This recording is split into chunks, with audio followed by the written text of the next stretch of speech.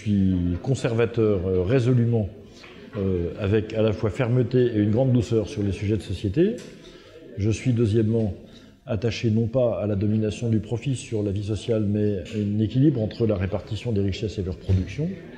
Troisièmement, je ne suis pas fédéraliste sur le plan européen, je préfère une Europe des nations souveraines et des projets de coopération plutôt que des appareils technocratiques anonymes. Et quatrièmement, je plaide pour une distance plus grande à l'égard des États-Unis sur la scène internationale que ce que mes autres concurrents eux-mêmes souhaitent. Donc sur ces 4 points, les sujets de société, l'économie, l'Europe et la défense et la diplomatie, je suis effectivement le seul des 7 finalistes à la primaire de la droite et du centre à être sur cette position politique. Je crois que la première attente, c'est de faire en sorte que l'État aide les entreprises à faire leur métier correctement plutôt qu'il ne les empêche. Et je suis très sensible, très désireux de mettre en œuvre un environnement dans lequel la stabilité fiscale est la première règle, la simplification réglementaire la deuxième règle, la réécriture du code du travail la troisième règle, et l'aide à l'investissement, à la transmission des entreprises la quatrième règle. Je pense qu'il y a des dispositions concrètes à prendre sur ces sujets et qu'il faut les engager.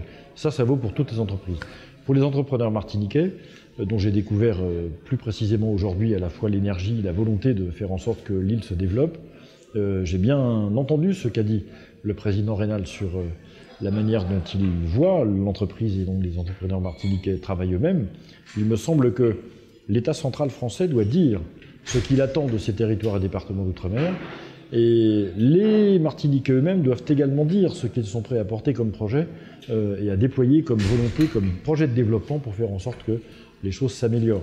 La jonction des deux est encore à réaliser, et je comprends depuis maintenant quelques jours que je suis dans les Antilles qu'il y a au moins un point commun entre la Guadeloupe et la Martinique, c'est que dans les deux cas, la manière de faire monter jusqu'aux autorités de décision les projets qui sont à l'œuvre n'est pas encore clairement identifiée. Il semblerait qu'il y ait des blocages ça et là que nous devons tous ensemble contribuer à débloquer.